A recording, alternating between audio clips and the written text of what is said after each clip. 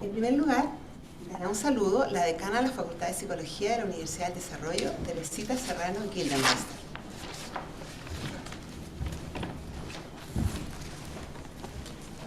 Hola, ¿qué tal? Muy buenos días. Quiero agradecer aquí la presencia de Ernesto Silva, rector de la Universidad del Desarrollo, que me está acompañando en este importante evento, el profesor Juan Casas, también el profesor Jaime Alfaro, profesor investigador que pertenece al CEPS y que ha sido uno de los promotores también de esta actividad, a nuestro profesor, estudiantes del doctorado que también se encuentran presentes, y a las personas asistentes en modo online, que sabemos que tenemos más de 300 personas que se inscribieron, así que esperamos que estén ahí participando de manera virtual. Y bueno, hoy, tal como nos comentaba Loreto, estamos hablando de un hito muy importante, ¿no?, para nuestra facultad, que es el nombramiento del profesor visitante permanente, el doctor Ferran Casas, profesor emérito de la Universidad de Girona, España, y destacado académico, referente internacional en materia de estudio, bienestar y calidad de vida en la infancia y la adolescencia.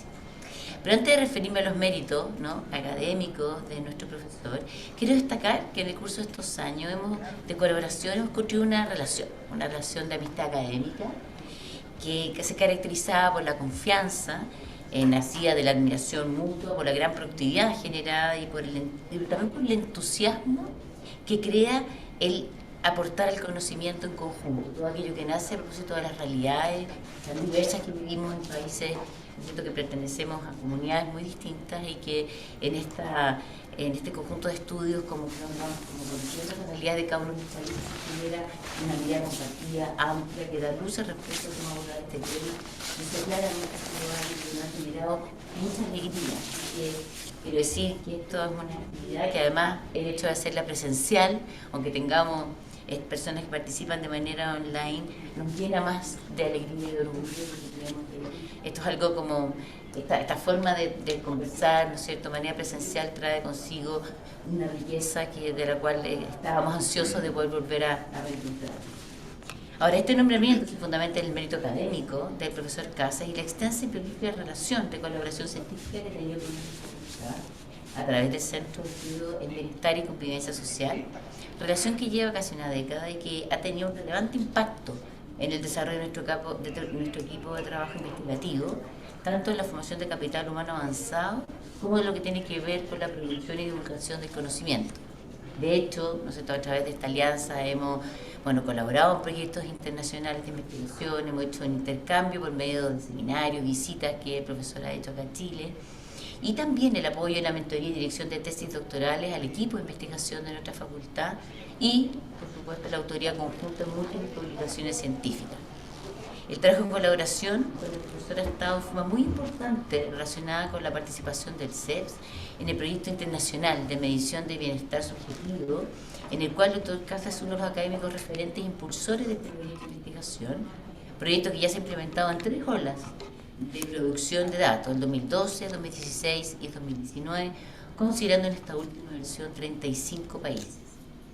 Asimismo, ha colaborado con investigadores de la facultad realizando visitas tanto a Concepción como a Santiago en diferentes periodos, lo que también ha dado origen a distintos seminarios de divulgación en los distintos años donde se han expuesto los resultados de este estudio, y el último de ellos, el año 2021, en un informe que se hizo a propósito de la presentación de estudio de bienestar subjetivo en adolescentes chilenos durante el periodo de pandemia, ¿no? El estudio que fue trabajado especialmente bajo esta condición y que arrojó resultados, por supuesto, muy interesantes. Como yo les decía, la trayectoria de colaboración y aporte del doctor Casas con la facultad se relaciona también con la destacada contribución que él ha hecho en la formación de capital humano de nuestro equipo, específicamente con la participación y el patrocinio de la tesis doctoral de miembros del CEPS como el doctor Alfaro, como el profesor Fernando Reyes, que hoy día está en Concepción seguramente viéndonos de manera online, la profesora Loreto Ditze, que acaba además con todo tipo de honores terminar su tesis, lo que igual por supuesto que celebramos con mucho orgullo, y también de la profesora que se está formando, Alejandra Villarroel. Por último, como parte de esta importante y larga relación de colaboración con el profesor Casas, podemos destacar la producción de más de 13 publicaciones conjuntas con los miembros del CEPS desde el año 2012, todas ellas importantes contribuciones al conocimiento del bienestar de la infancia y la adolescencia en Chile. Gran tema y muy relevante para también el trabajo que hacemos con nuestra universidad Podemos ver aquí a los estudiantes de nuestro doctorado que también han participado y cada vez están participando también más en este tipo de investigación, lo que nos tiene orgullo, que es como toda la comunidad de nuestra facultad, tanto estudiantes de posgrado, pero también de doctorado, ¿no es cierto?, son parte de este tipo de trabajo. Entonces agradecemos y queremos invitar también aquí, bueno, aquí Loreto nos va a contar, porque la universidad nos ha apoyado, por supuesto, en el nombramiento de este profesor, entonces estamos muy contentos también de que la universidad nos preste apoyo y, ¿no es cierto?, respalde este tipo de nominaciones que son tan importantes para la consolidación de nuestro trabajo académico. Así que muchas gracias.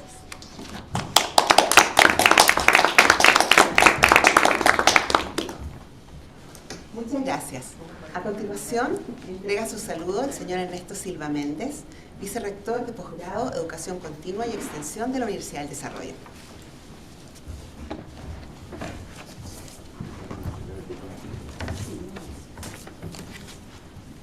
Muchas gracias, muy buenos días. Saludar a la decana, a Teresita, al profesor Ferran Casas, a todos los que están hoy día en la sala y también a quienes nos escuchan a través de Zoom o de otras plataformas que están conectados. Yo solo quería hacer muy breves comentarios. Lo primero es el sentido para la Universidad del Desarrollo de nombrar este término que a veces suena de manera especial, que son los profesores visitantes permanentes. El profesor visitante permanente es una situación excepcional en nuestra academia. En el caso de la Facultad de Psicología, esta es la segunda vez que se produce un nombramiento de este tipo. Y son el resultado de un largo proceso de colaboración, de trabajo académico, de reflexión, que logra profundizar en distintos aspectos, como ha dado cuenta la decana recién, del trabajo académico profundo, es decir, de la sintonía en temas de interés, del trabajo de investigación y divulgación, y también de la formación conjunta de capital humano, como ustedes han podido ver en el trabajo del profesor Ferran Casas Aznar con la facultad y con distintos profesores, como se ha dicho hoy día. En segundo lugar, es una forma también en que la universidad quiere reconocer el esfuerzo generoso de dedicación de personas como el profesor Casas. A lo largo de los años demostrar un compromiso que lo ha traído no solamente al Chile en algunas oportunidades, sino por un periodo largo de tiempo, en Santiago y en Concepción, generando redes para asentar el trabajo académico que se pueda profundizar.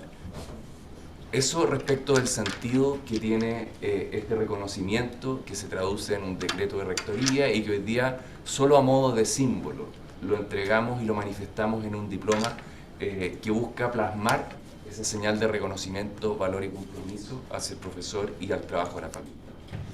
En segundo lugar, una referencia muy breve, al revisar y notas un poco para esta ceremonia, me dio mucho gusto, profesor, ver un poco lo que ha sido su contribución al trabajo en el mundo, no solo en Chile, en distintas partes, en España, en otras partes de América Latina, acá, al desarrollo del bienestar subjetivo del niño, a abordar un tema que nosotros como universidad lo miramos con mucha fuerza en la facultad, pero creemos también que amerita un trabajo de otras disciplinas para poder fortalecerlo y ofrecer distintas perspectivas.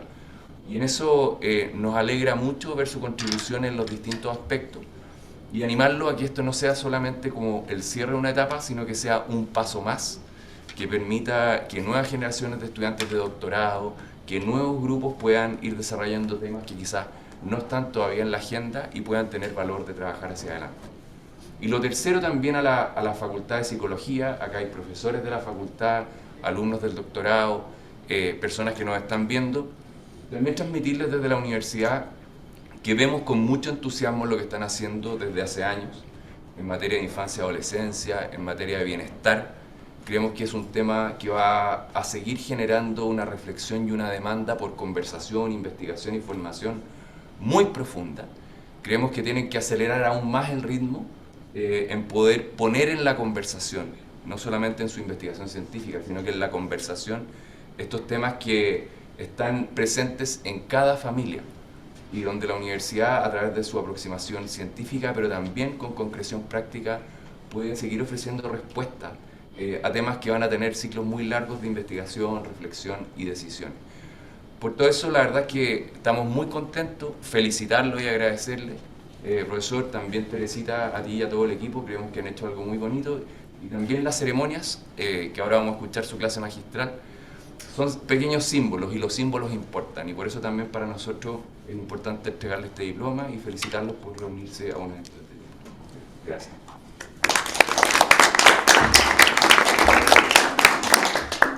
Le pedimos y le solicitamos al profesor Ferran Casas que suba al estrado y el vicerrector a la entrega del diploma de reconocimiento de profesor permanente. Yo creo que se ven. Ya está en la cámara. Vamos a poner. Perdóname. Voy a poner la mascarilla, mejor de la UDB. Este lo abrimos así.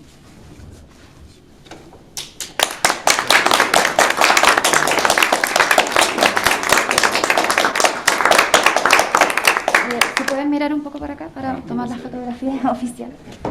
Sí. Ahí sí.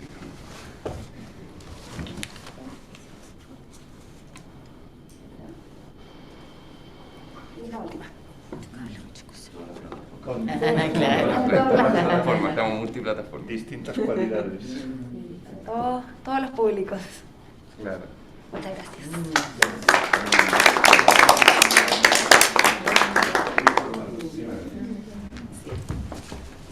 Ahora el doctor Ferran Casas dirigirá unas breves palabras.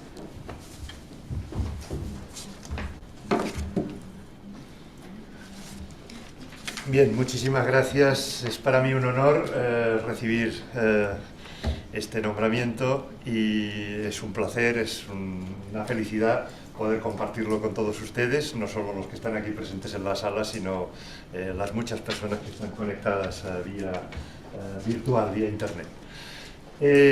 Hoy nos reúne aquí una larga trayectoria de colaboración y de amistad, porque a lo largo de los años hay un camino central, digamos, en esta colaboración, que es el doctor Jaime Alfaro, al cual se han ido sumando caminos paralelos de otras personas que hemos ido conociendo, a veces inicialmente sin ninguna relación los unos con los otros, y finalmente hemos acabado convergiendo en un interés que nos ha juntado todos, que es el interés por el bienestar de la infancia y la adolescencia internacionalmente, realmente, que evidentemente lo que nos ha reunido aquí en Chile ha sido el interés por la infancia chilena. Y creo que no desvelo ningún secreto si comento pues, que la relación inicial con el doctor Jaime Alfaro pues, fue una relación estrictamente académica. Él apareció en la Universidad de Barcelona, donde yo estaba antes de ir a la Universidad de Girona, y en esta universidad pues empezamos el año 2007 exactamente. Estuve revisando documentación para no equivocarme en los años, ya que a los académicos no nos gusta equivocarnos en los años. Pues bueno, yo empecé a impartir docencia en un máster interuniversitario, y en ese momento las clases se iniciaron en la Universidad de Barcelona, donde yo era ya ex profesor, pero ya había colaborado en la gestación de este máster, y un máster sobre intervención psicosocial. Y el profesor Alfaro pues venía muy interesado y además no solo interesado, sino ya siendo un experto en intervención comunitaria. Por tanto, los primeros contactos no tuvieron nada que ver con la infancia, al contrario, el profesor Alfaro pues, estuvo muy interesado en conocer la experiencia de intervención comunitaria en España, de diseño de los servicios sociales. Yo tenía una cierta historia y muchos contactos en España en este tema, y ahí fue donde empezamos a charlar. Y resulta que en este máster había una asignatura, un módulo optativo que se daba en Girona, porque era interuniversitario. Y bueno, la sorpresa fue que sin estar interesado en infancia apareció en Girona. Y curiosamente fue un alumno aventajado, sacó excelentes cualificaciones en ese módulo de infancia y adolescencia. Y supongo que por lo incómodo que le resulté conversando, pues pidió que le tutorizara su trabajo de máster, después pidió que fuera su director de tesis, y naturalmente yo le iba metiendo información sobre el bienestar de la infancia, y al cabo de muchos años pues lo acabé convirtiendo en la infancia también, sin dejar evidentemente sus orígenes en psicología comunitaria, sobre tema sobre el cual charlamos amplio y tendido, simplemente introduciendo otro elemento que fue el bienestar. bienestar. Después ya en la conferencia ya hablaré más de la importancia de dar ese vuelco hacia lo positivo y no estar solo pensando en cómo solucionar problemas en una comunidad o problemas en el sentido psicosocial. Bien, tampoco creo desvelar ningún secreto si digo que el doctor Alfaro pues es una persona a la que le gusta mucho conversar, a la que le gusta mucho escribir, y por tanto tengo el honor de informarles que fue la tesis doctoral más extensa que he dirigido yo en toda mi carrera. Bueno, con 553 páginas exactamente, pero bien, es un honor. La defendió en el 20 de enero de 2013 con un cum laude, este es un camino principal que acabó en amistad, acabó en colaboraciones múltiples. Yo cuando estuve haciendo un periodo sabático en la Universidad Federal do Rio Grande do Sul, en Brasil, vi a investigadores de varios países latinoamericanos, Argentina, Brasil, Chile, en este caso fue el colega Jaime Alfaro, una recogida de datos sobre bienestar de los adolescentes, y él aceptó colaborar. Y al año siguiente, que yo volví a esa misma universidad, por un periodo ya menos extenso, pues se nos ocurrió reunirnos los que habíamos recogido datos y crear una red que denominamos Proteva, que es un título muy curioso, pues, Proyecto Translatino para la promoción del bienestar. Bien, nos reunimos, bueno, creo que ahí generamos la primera conferencia virtual, porque de Chile solo pudo venir un colega y los otros dos se conectaron por internet, y empezamos a trabajar ya seriamente en temas de investigación conjunta, y a partir de aquí empezamos a publicar conjuntamente. Tenemos varias publicaciones de estos 4, en alguna ocasión 4 países, en otras 3, que colaboraron recogiendo estos datos. Bien, voy saltando porque si no me alargaría demasiado. Y cabe decir que el momento cumbre yo creo que fue cuando Chile se apuntó pues, a la primera oleada de recogida de datos de este ISCEP, que le denominamos amigablemente el Children's Worlds, el proyecto internacional Los Mundos de la Infancia. Y claro, eso es un punto y aparte, porque en esos momentos teníamos datos ya de 18 países, empezamos a poder publicar datos comparativos entre múltiples países, y intentamos otro tipo de colaboraciones, unas con éxito, otras menos. Aplicamos para el Alfa 3, y entonces, bueno, empezamos realmente un trabajo de investigación colaborativo, pero ocurrieron pues cosas en paralelo. Hubo un momento en que, exactamente el 31 de enero del 2011, que me escribió una persona que se dedicaba a la gestión pública, que por casualidad, después me enteré, había comprado un libro mío en un mercadillo de segunda mano en un pueblecito remoto de Chile, y me escribió porque le había gustado el libro y estaba interesada en conectar conmigo. Y efectivamente nos vimos aprovechando sus vacaciones en España, tuvimos ocasión de encontrarnos en Barcelona. Ahí también le di una clase curiosa sobre cómo hacer pan torrades amb pernil, que eso quiere decir tostadas, en catalán, quien entiende el catalán, son tostadas de pan de payés con tomate untado y jamón serrano. Y eso es una tradición catalana, y en una cena que compartimos, pues di esa clase, muy distinta de las habituales. Y a partir de ahí empezó otra amistad y otra colaboración que ha sido fructífera. Sabrán ustedes que estoy hablando de la doctora Loreto Ditzel, que sacó pues, su tesis doctoral recientemente, el 7 de junio de este año, con un cum laude, y por tanto, bienvenida al Club de los Doctores.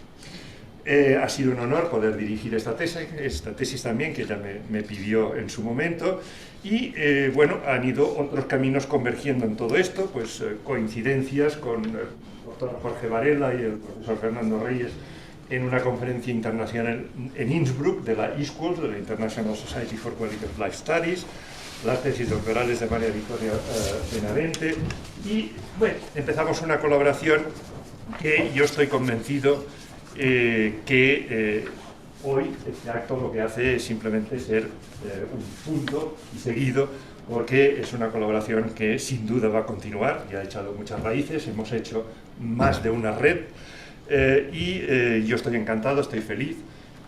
no tengo la sensación de merecer nada, porque todo lo que hemos hecho lo hemos hecho disfrutando, particularmente yo. Yo he disfrutado. Si no hubiera disfrutado, pues quizás no hubiera hecho tantas cosas. Y por eso sigo activo en este mundo, porque a pesar de estar jubilado, yo disfruto haciendo investigación sobre bienestar subjetivo de la infancia. Lo importante es este camino que hemos hecho, este camino que va a continuar, que nos comprometemos que siga adelante, que tenga una larga trayectoria por delante, y estoy totalmente de acuerdo con el vicerrector que uno de los objetivos es que no solo que dure mucho tiempo, sino que se incorporen muchas más personas, muchos más protagonistas en este camino, incluidas evidentemente nuevos colegas jóvenes que se animen pues, a juntarse a esta investigación. No necesariamente solo la infancia y adolescencia, el campo del bienestar es muchísimo más amplio. Yo mismo me he dedicado a veces a otros ámbitos como las personas mayores, incluso la desigualdad social, de minorías, etc. Y que esto dure durante mucho tiempo y sea muy fructífero para todos ustedes. Muchísimas gracias, me siento muy honrado, muy amables.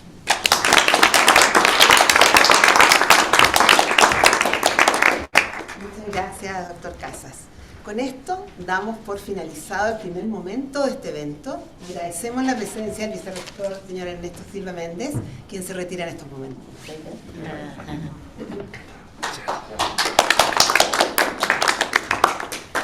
Damos paso al segundo momento correspondiente a la clase magistral que hemos aprendido de los niños y niñas sobre su bienestar subjetivo, la cual será dictada por el profesor Ferran Casas. El doctor Casas es catedrático de Psicología Social, profesor emérito de la Universidad de Girona, España, y continúa colaborando con el equipo de investigación en infancia y adolescencia, derechos de los niños y su calidad de vida, ERIDIC. Es miembro del comité directivo de International Society of Child Indicators, ICI, es co-coordinador del proyecto internacional Children's Worlds, autor de 22 libros, más de 100 capítulos de libros y más de 100 artículos de revistas científicas internacionales de impacto, y de la coedición del Handbook of Child Wellbeing de Springer, de 5 volúmenes. Distinguido y premiado por la Sociedad Internacional de Estudios de Calidad de Vida, ISCOLS, International Society for Quality of Life Studies, por la, entre comillas, evidencia de una vida dedicada a la investigación, desarrollando contribuciones sustanciales para la calidad de vida en el año 2014. Premio en honor de Alfred Kahn y Sheila Kammerman, entre comillas, en reconocimiento a sus destacables contribuciones al campo de la investigación de los indicadores de infancia en perspectiva internacional, en el año 2017. Y ahora, profesor visitante permanente de la Universidad del Desarrollo en Chile. Doctor Casas.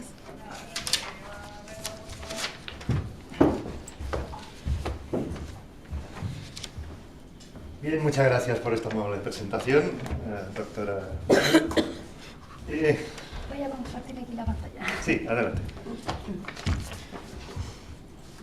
Bien, quería hacer una reflexión y compartir algunos datos de investigación, porque la investigación científica sobre el bienestar subjetivo de la infancia, aunque tenga una trayectoria pues un poco más larga que lo que hoy voy a presentar, tiene unos avances decididamente impresionantes los últimos 10 años. Y entonces creo que merece la pena, pues un poco, muy sintéticamente, porque no dará tiempo para entrar en muchos detalles, presentar estos avances. Sin embargo, antes de esta presentación, esto se puede pasar a través de este, ¿verdad? Podemos probarlo. Ah, perfecto. Pues podemos probar. Este es el primero.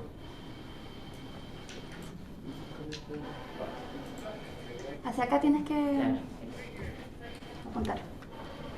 Hay que apuntar. ¿Okay? Esto siempre Vale. al técnico. Bueno, si no, de momento podemos continuar. Comentaba que a mí me gusta un poco hablar de la historia que precede a estos estudios sobre el bienestar subjetivo de la infancia, porque vale la pena pues un poco conocer las raíces, aunque sea someramente, aunque sea brevemente. Yo quisiera remontarme a los años 60 del siglo pasado, en donde hubo una verdadera revolución en las ciencias humanas y sociales, y esta revolución tiene que ver con un cambio de mentalidad en cuanto al enfoque de los objetivos de investigación científica. durante siglos, y en el caso, por ejemplo, de las ciencias de la salud, de la medicina en concreto, pues durante milenios, la investigación se ha focalizado en las cosas que van mal en las personas o en la sociedad. Hemos estudiado pues, las enfermedades, los problemas sociales, las necesidades sociales, la psicopatología, un largo etcétera. Y la lista, además de constructos científicos con connotaciones negativas, es muy larga. Y de repente en los años 60 se empieza a plantear sobre la mesa que necesitamos indicadores de los aspectos que van bien en nuestras sociedades para comprender nuestras sociedades. Y empezamos a hablar de que hay que evaluar, hay que medir el cambio social positivo. Y el cambio social positivo es algo que nos resulta relativamente desconocido, es decir, no hay experiencia investigadora antes de los años 60, prácticamente. Hay alguna, naturalmente, siempre hay antecedentes en casi todo, pero hay muy poca. ¿Y qué ocurre estos años? Pues estos años nace lo que hoy denominamos el movimiento de los indicadores sociales. Este movimiento lo que pretende precisamente es que empecemos a intentar operacionalizar, medir constructos positivos, constructos que se refieren a realidades sociales positivas. Uno de los primeros constructos que se puso sobre la mesa, evidentemente, es el de salud. Y sabemos que salud no es el antónimo de enfermedad, es medir otra cosa. Cuando medimos la enfermedad, buscamos un tipo de datos. Cuando medimos la salud, empezamos con unos datos que no teníamos sobre estilos de alimentación, sobre prácticas de ejercicio físico, etc.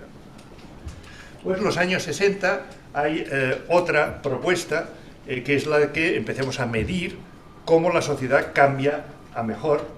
Y ese fenómeno, algunos autores, sobre todo de ciencias sociales, ciencias humanas y sociales, lo empiezan a denominar calidad de vida. Es decir, aparece el constructo calidad de vida.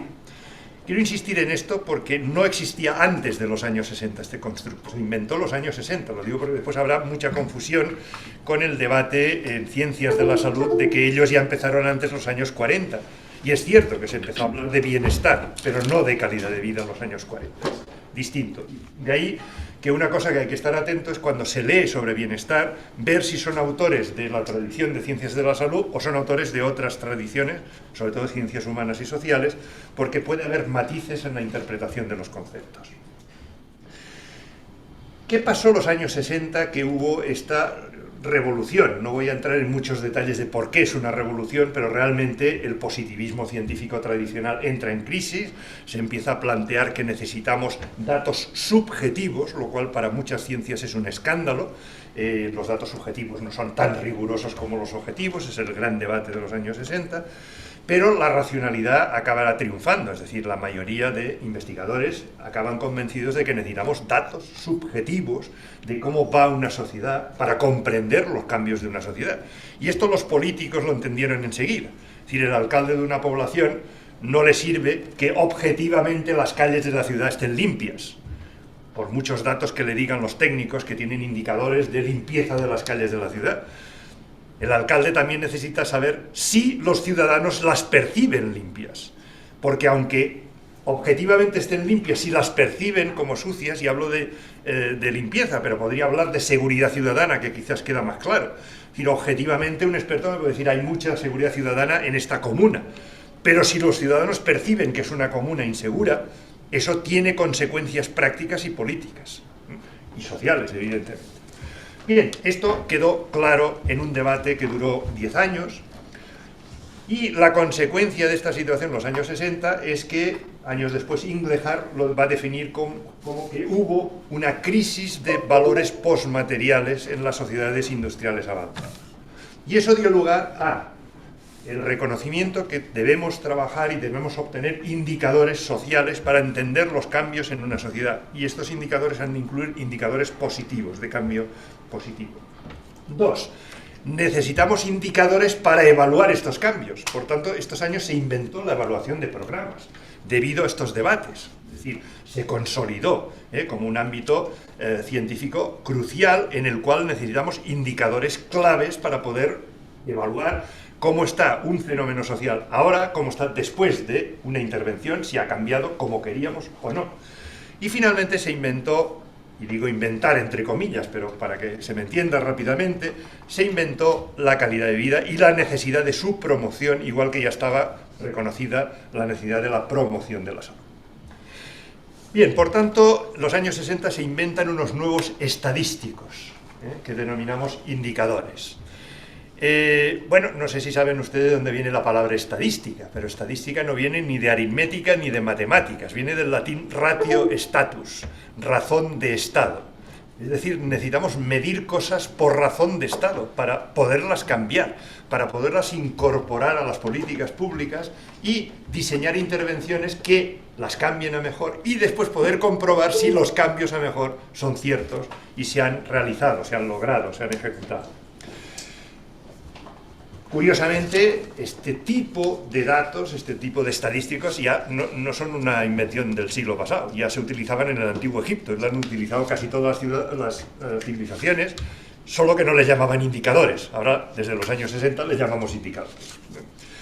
Bien, curiosamente, tarda tiempo, después de estos debates más académicos, incluso más técnicos de cómo medimos todo esto, cuáles son buenos indicadores de evaluación de tal tipo de intervenciones, pero el bienestar subjetivo como medición del estado de una población entera, para lo cual necesitamos muestras representativas, encuestas a muestras representativas de ciudadanos, no se empieza a consolidar del todo hasta este siglo, hasta bien entrado este siglo, y en concreto un momento crucial es febrero del 2008. Febrero de 2008, el presidente de la República Francesa, Nicolas Sarkozy, convoca una comisión de expertos para medir mejor el cambio social en Francia, porque el presidente está muy insatisfecho con lo que le permite interpretar los indicadores objetivos tradicionales de economía, etc. Y en esa comisión incorpora varios premios Nobel de economía y de otras ciencias. Y esta comisión acaba emitiendo un informe final en el cual la recomendación número 10, la voy a leer, dice exactamente: las mediciones de bienestar, tanto objetivo como subjetivo, proporcionan información clave sobre la calidad de vida de las personas. Las estadísticas oficiales deberían incorporar preguntas para captar las evaluaciones de las personas sobre sus vidas, sus experiencias hedónicas y sus prioridades. Como consecuencia de este informe, el año 2010, Sarkozy encargó a su Instituto Nacional de Estadística empezar a recoger datos estadísticos sistemáticos sobre el bienestar subjetivo de la población francesa. Un año después, el 2011, Cameron hizo lo mismo en el Reino Unido. Por tanto, esto llega, por así decirlo, a la gran política internacional solo hace 10-12 años. Por tanto, digamos que la reflexión científica fue muy por delante, pero afortunadamente acaba llegando a la gran política internacional.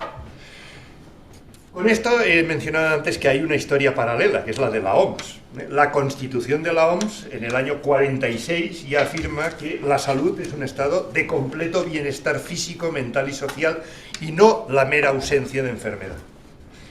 Esto que está en la Constitución se ha repetido muchas veces, yo veo que muchas veces se cita como algo que ha dicho alguien de la OMS el año 90, el 2000, es del año 46 la cita original, y para profundizar en este concepto de bienestar, expertos de la Oficina Europea de la OMS se reunieron en varias ocasiones en el 2012, y de hecho hay varias publicaciones, al menos 3 informes en el 2012, para concluir lo siguiente: el bienestar es multidimensional. Primero. Segundo, la salud contribuye al bienestar y el bienestar contribuye a la salud. Tercero, el bienestar puede ser visto como un concepto y una entidad en sí mismo, con la salud tanto como determinante como producto.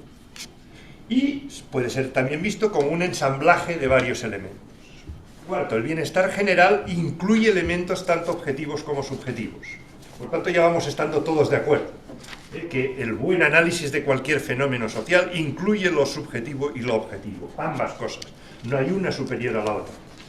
En determinados contextos una puede ser superior a la otra, pero en principio para comprender el fenómeno necesitamos los dos tipos de datos. Con el propósito explícito de establecer metas, la Oficina Regional para Europa de la OMS debería describir el bienestar utilizando ambos elementos. Por tanto, estamos, digamos, cuestionando la propia tradición de la OMS de medirlo todo con datos objetivos de la enfermedad, el virus,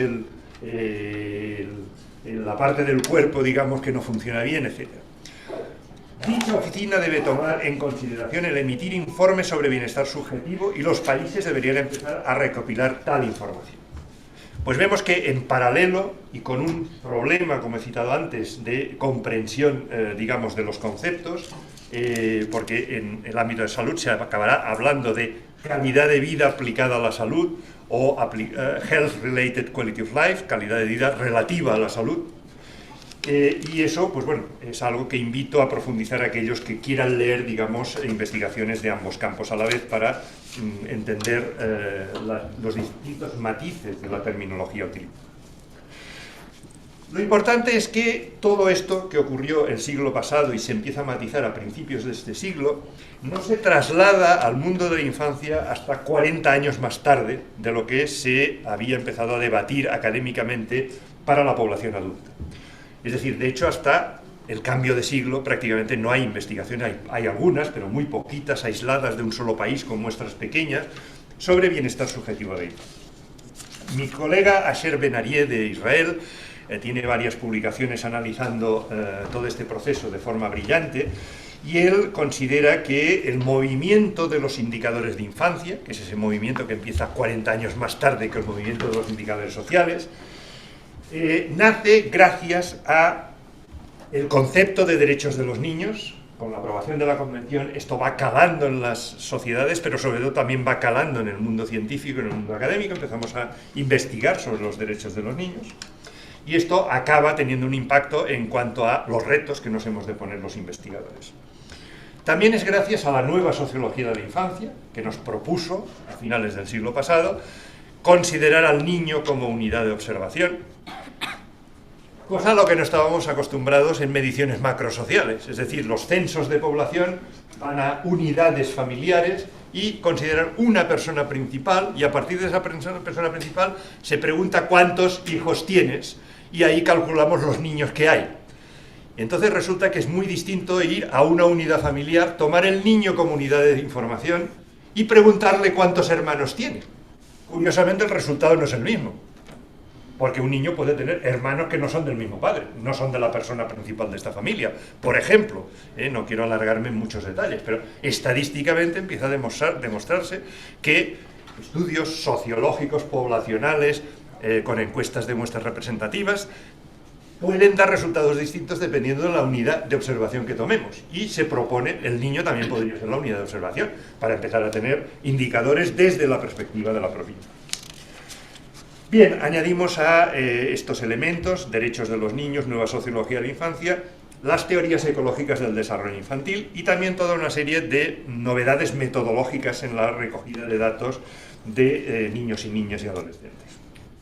También se multiplican los datos en algunos países, los datos administrativos sobre la situación de la población infantil, y todo esto hace que empiece a haber un poco más de información, un poco más, porque el movimiento de la sociología de la infancia, una cosa que destacó es la invisibilidad estadística de la infancia en la mayoría de los países.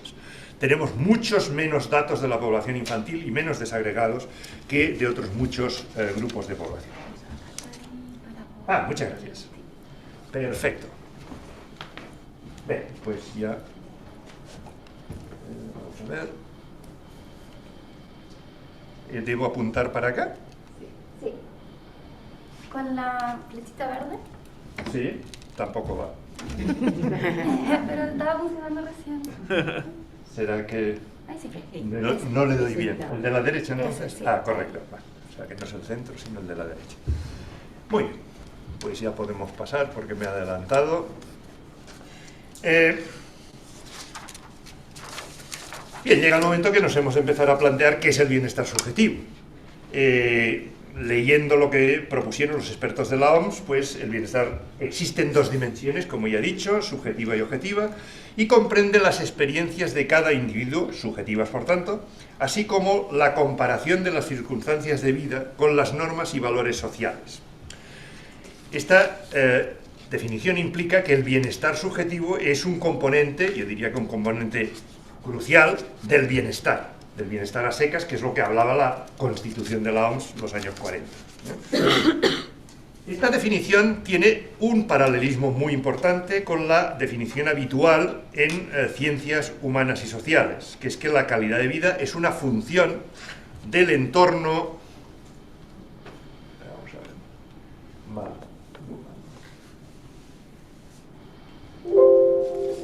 Bueno, salió la columna por la derecha, en fin. ¿Está en esta? Sí, pero es que ha salido la columna de la izquierda, no debería haber salido. Bien, es una función del entorno material y el entorno psicosocial, que son, por tanto, componentes de la calidad de vida. Y el bienestar subjetivo es el componente subjetivo de la calidad de vida. Ven que estos son matices, pero lo importante es cómo definimos el bienestar subjetivo desde ciencias sociales, y es definido como algo que incluye percepciones, evaluaciones y aspiraciones de las personas, de ese territorio del cual queremos evaluar la calidad de vida. Por tanto, su definición es importantemente psicosocial. Solo ¿no? El puntero era lo que nos salía.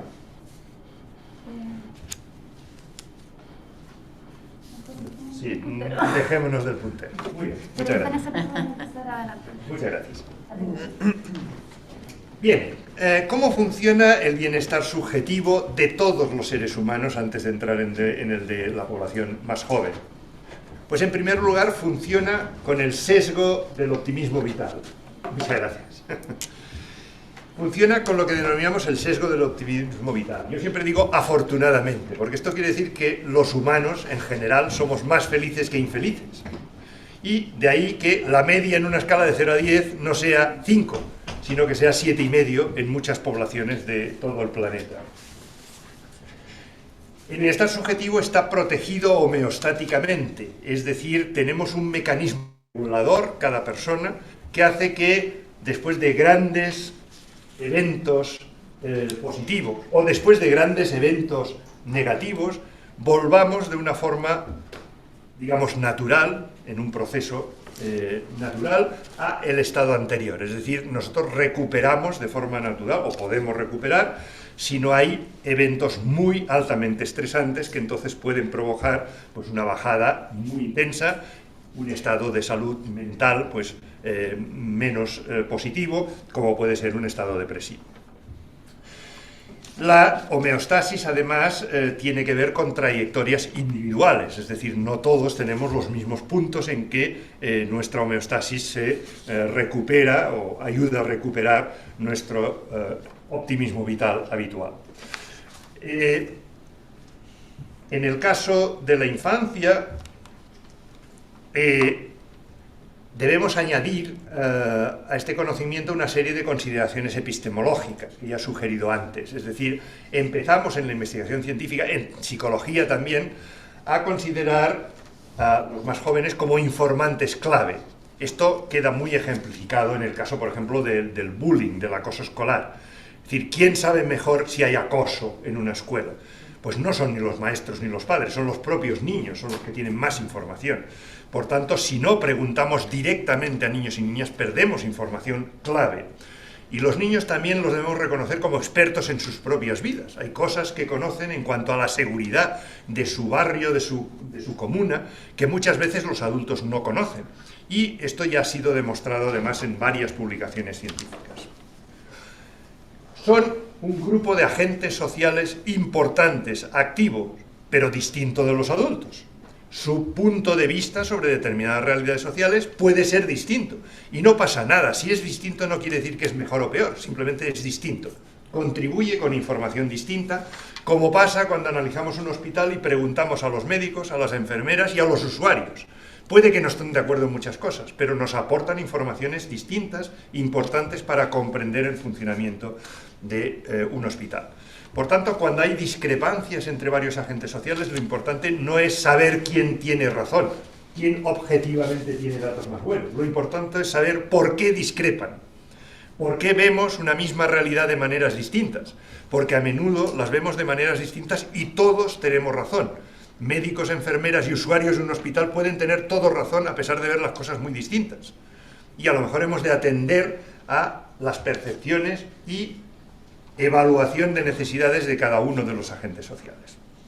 Bien, lo que hemos hecho en el proyecto internacional Children's Walls, en el que hemos colaborado, es preguntar directamente a niños y niñas y adolescentes y dar credibilidad a sus respuestas, a las informaciones de sus vidas, de su felicidad, de su satisfacción vital. Hemos empezado a utilizar muchos instrumentos diferentes como indicadores de bienestar subjetivo. De la infancia. Aunque durante bastantes años, sobre todo la última década del siglo pasado, los organismos internacionales, la OMS, UNICEF, utilizaron un instrumento, una escala, la escalera de Cantrill, de ítem único, lo cual en psicología sabemos que es un ítem único, es un instrumento muy poco robusto para evaluar ningún fenómeno psicológico. No ha sido hasta este siglo que se ha empezado a evaluar interculturalmente, porque ya existían algunas escalas en algunos países, en Estados Unidos, en Australia, en Europa habíamos utilizado alguna otra, pero escalas multi-ítem las hemos empezado a evaluar interculturalmente ya entrado este siglo, y han contribuido tanto algunas encuestas de la OMS, la encuesta de salud escolar, alguna encuesta de la OCDE, la famosa PISA, aunque se focaliza en 15 años, y las encuestas de Children's Watch. Por tanto, tenemos 3 grandes fuentes de datos internacionales en estos momentos, y a partir de ese momento ya puedo empezar a hablar de hallazgos destacables sobre el bienestar subjetivo infantil, y me refiero al bienestar subjetivo infantil en el intervalo de 8 a 16 años, que todos nos han llegado estas 2 últimas décadas, y la inmensa mayoría realmente la última década. Lo primero es que desde empezamos a utilizar escalas sensibles para evaluar la felicidad y la satisfacción con la vida, quiero decir escalas de 0 a 10 puntos, porque en un fenómeno que tiene un sesgo de optimismo vital, y como he dicho, la media no está en 5 sobre 10, sino en 7,5 sobre 10, si utilizamos escalas de 5 puntos, todo el mundo responde 4 o 5. Por tanto, no captamos ninguna variancia de este fenómeno. Cuando empezamos a utilizar escalas más sensibles, 0 a 10 puntos, empezamos a comprender cosas que antes no comprendíamos. Y descubrimos, primer descubrimiento, el sesgo del optimismo vital de la población infantil en prácticamente todos los países del mundo es mayor que la de los adultos. Los niños son más felices, están más contentos, están más satisfechos con la vida que la población adulta. Bien, eso puede gustar, no gustar, puede incomodar a algunos, es decir, ¿por qué los niños son más felices que yo? A lo mejor pues, deberíamos evitar que lo sean tanto, que sea por envidia. Bien, se empiezan a tener datos que incomodan y incitan al debate. Sin embargo, hay un hallazgo muy preocupante que se consolida con una revisión que hicimos esta década y que se publicó en 2019, hay otras revisiones anteriores, pero ya, digamos, definitivamente esta década quedó claro, revisando prácticamente todos los estudios que se habían hecho en este campo, que la trayectoria de satisfacción vital muestra un decrecimiento continuo entre los 10 y los 16 años, en todos los países del mundo. Es decir, antes pensábamos que esto empezaba con la pubertad, con la adolescencia, ¿no? Durante bastante tiempo pensamos esto, pero definitivamente empieza antes de la adolescencia, empieza más o menos a los 10 años, hay pequeñas variaciones, hay algún país que empieza un poco antes de los 10, hay algún país que termina un poco antes de los 16, como parece ser que es el caso de Brasil, nos falta confirmación porque solo tenemos datos de un estado de Brasil y necesitamos datos de más estados. Hay pequeñas variaciones culturales, nacionales, etcétera, pero es una constante que entre los 10 y los 16 años el bienestar subjetivo, la felicidad, la satisfacción con prácticamente todos los ámbitos de la vida, quizás con una excepción, paréntesis, que es la satisfacción con los amigos, toda disminuye, menos con los amigos, disminuye con la familia, con la escuela, con el vecindario, con mi seguridad, con mis estudios, con mis proyectos de futuro, pero no. Claro, la gran pregunta empezó a ser, ¿y qué pasa con nuestra infancia, con nuestra adolescencia? Esto es inevitable, ha sido una cosa que ha existido siempre y nos acabamos de enterar ahora porque hasta ahora no teníamos datos, o los adultos tenemos una cierta responsabilidad.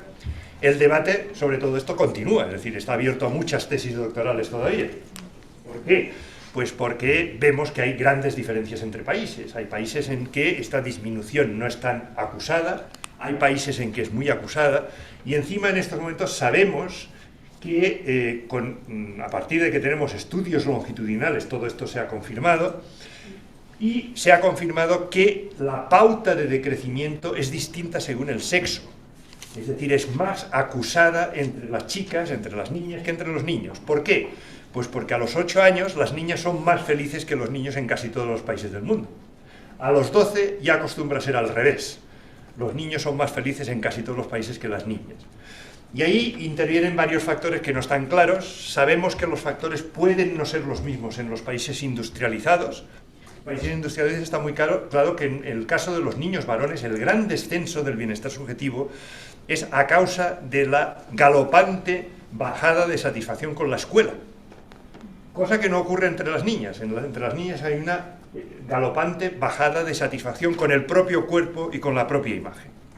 Por tanto, ya los factores que empujan a este descenso parece que son distintos. Y ahí empezamos a intentar estudiar. Parece que ha desaparecido, al menos en aquella pantalla. Sí, pero en todas las demás en todas las demás sí. Muy bien. Perfecto. Esto es diversidad de incidentes para que no nos aburramos. Para que la atención no se focalice demasiado en una cosa. Ser diversos.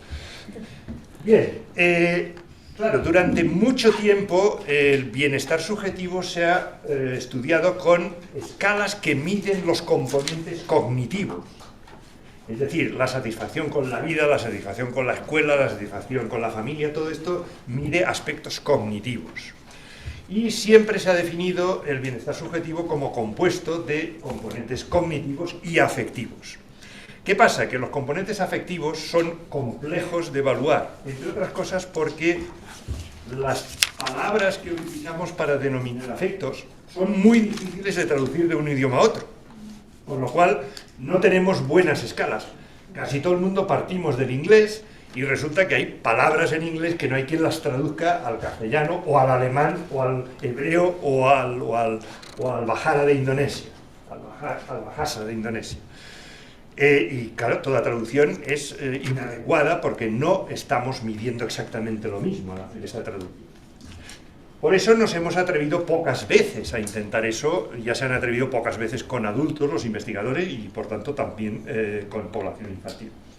Sin embargo, lo que sí que hemos visto es que en la mayoría de países los afectos positivos también disminuyen constantemente de los 10 a los 16 años, y con pautas distintas entre chicos y chicas, pero lo más grande de todo es que los afectos negativos aumentan en este caso en todas las poblaciones, pero aumentan mucho más en este periodo entre las chicas que entre los chicos. Y ese es uno de los grandes elementos diferenciadores de la pauta de disminución. Y ese incremento de afectos negativos es una constante en los datos que tenemos hasta ahora. Como hemos dicho antes, pues bueno, en la última oleada hemos recogido datos de 35 países, y parece que los investigadores deberíamos dedicarnos a profundizar bastante más en los afectos y sobre todo en los afectos negativos. ¿Qué pasa con los afectos negativos? Es decir, los afectos positivos están altamente correlacionados con la felicidad, pero los afectos negativos están más relacionados con problemas de salud mental. Y eso ya lo sabíamos para adultos los años 60, con los famosos estudios de Bradbury y Kaplowitz, que ya tardaron 10 años en clarificar qué estaba pasando, por qué los afectos positivos y negativos no son antónimos, no tienen una correlación negativa entre ellos, cuando la satisfacción con la vida y la insatisfacción con la vida sí lo tienen. Bueno, pues porque es otra dimensión, no es lo mismo, y un ser humano, seguro que cada uno de nosotros, si pensamos, tenemos esa experiencia, puede ser a la vez feliz e infeliz, incluso con algo concreto. Puede ser feliz e infeliz pues con su trabajo, porque bueno, pues porque yo amo la investigación científica, pero no me gustan las burocracias de las universidades. Y por tanto, trabajando de profesor, soy feliz e infeliz. Sí, pongo un ejemplo de mi propia vida, por si a alguien le suena.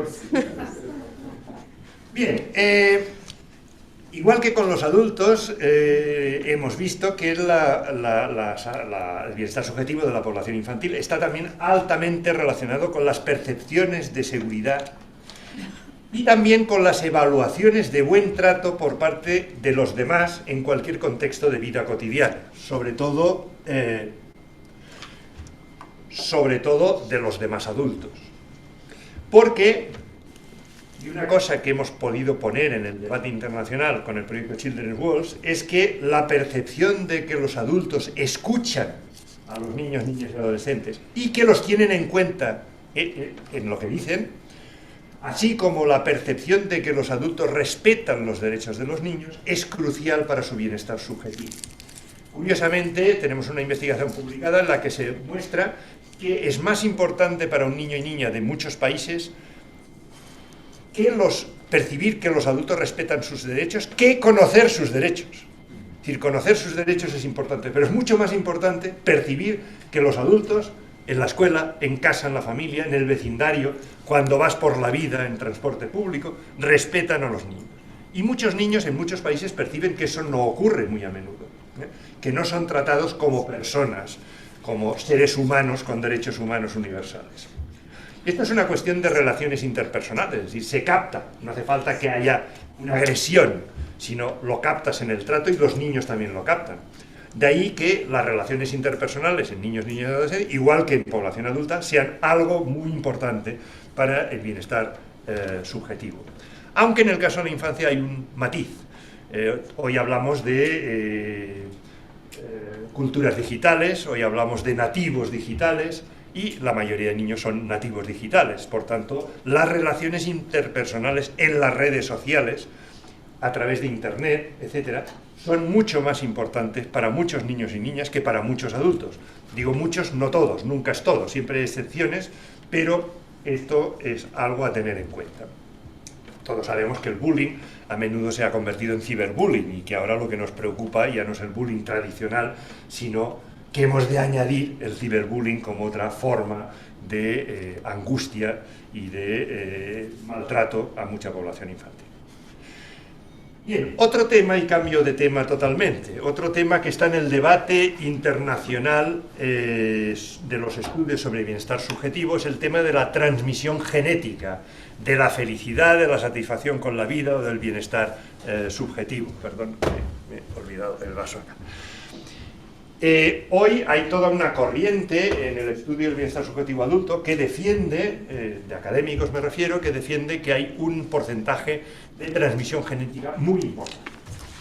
Bien, desde que hemos empezado a tener datos con muestras representativas de población infantil, los datos no avalan esta hipótesis, curiosamente, y para incomodidad de muchos, y eso nos pone en un terreno académico conflictivo, porque generalmente pues los psicólogos que trabajamos en temas de infancia no tenemos tanto poder como los genetistas y como otras instancias académicas.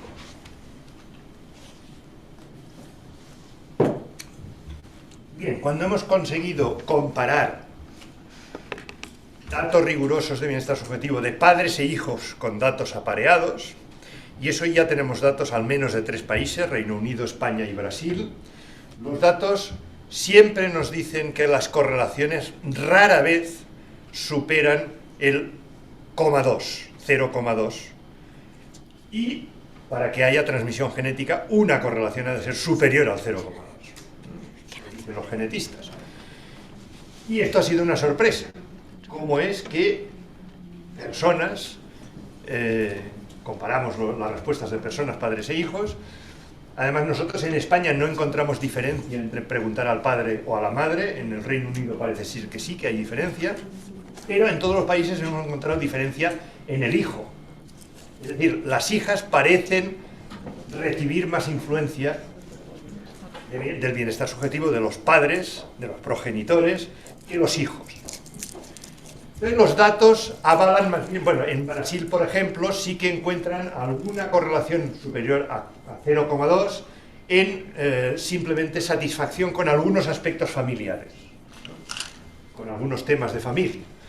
Todo esto parece que avala más una hipótesis alternativa, que es que la transmisión del bienestar se da por compartir un espacio sistémico común, como es el entorno de familia, las amistades de la familia extensa, incluso el vecindario.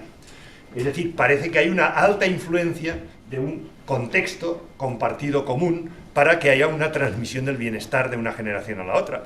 Pero esa transmisión nada avala que sea genética. Lo dejo ahí, tema para otras muchas tesis doctorales, si alguien se anima. Y eso nos lleva, pues bueno, a todo el tema ecosistémico, es decir, sí que tenemos muchas publicaciones mostrando que en el contexto de la familia, de la escuela, del vecindario, hay elementos importantes que influyen en el bienestar subjetivo de la población infantil. En estos momentos hay varias publicaciones, las he referenciado en el PowerPoint, que por cierto, pues bueno, pongo a disposición para que se recojan las citas de quien quiera utilizarlo. Y con datos ya de la primera oleada, muy incipientes, pues los colegas coreanos utilizaron datos de 11 países y ya vieron que esta influencia era clara en prácticamente todos los países. Utilizando en el caso de la familia y en el caso de la escuela todo es mucho más complicado. En el caso de la escuela, utilizando instrumentos equivalentes, se publicó en primer lugar una publicación de colegas australianos, que fue la primera vez que tuvimos resultados muy extraños.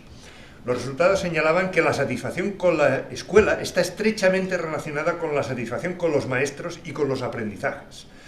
Pero la satisfacción con la escuela no mantiene ninguna relación con la satisfacción con la vida. En cambio, la satisfacción con los compañeros de escuela tiene muy poca relación con la satisfacción con la escuela, pero muchísima relación con la satisfacción con la vida.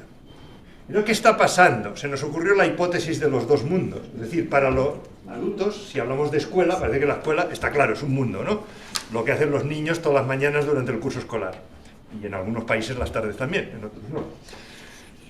Para los niños posiblemente la escuela sean dos mundos, no un mundo. Hay un mundo que son los aprendizajes, las notas, los maestros, etcétera, y los logros de conocimiento. Y otro mundo es mis compañeros, las relaciones con los de mi edad, qué hago con estos compañeros cuando salgo de las paredes de la escuela, voy a comprar chuches, jugamos en el parque. Es decir, hay otro mundo que es la escuela, pero que sale fuera de la escuela. Y cuando uno de estos dos mundos falla, muchos niños se refugian en el otro. Es decir, el niño que sufre acoso escolar, a veces es un niño que se refugia en los estudios, se relaciona más con los maestros y acaba sacando muchas mejores notas. Pero entonces entra en conflicto con sus compañeros. Al revés, el niño que considera que los maestros le tienen manía, etcétera, etcétera, se refugia en los compañeros y a veces en compañeros de grupos que no son precisamente buenos compañeros. Y renuncia a un mundo porque en el otro se siente apoyado, se siente protegido o protegida, etcétera, etcétera.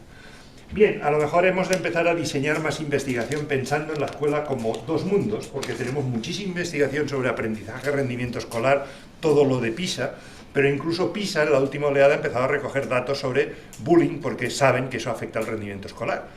Y nuestra propuesta es que estudiemos más este otro mundo de las relaciones, no solo el bullying, porque hay otras muchas cuestiones en relación a las relaciones interpersonales que ocurren alrededor de la escuela, no solo dentro de la escuela, sino alrededor de lo que es mi experiencia como estudiante, mi vida como estudiante, que sería un nuevo concepto que deberíamos profundizar muchísimo más.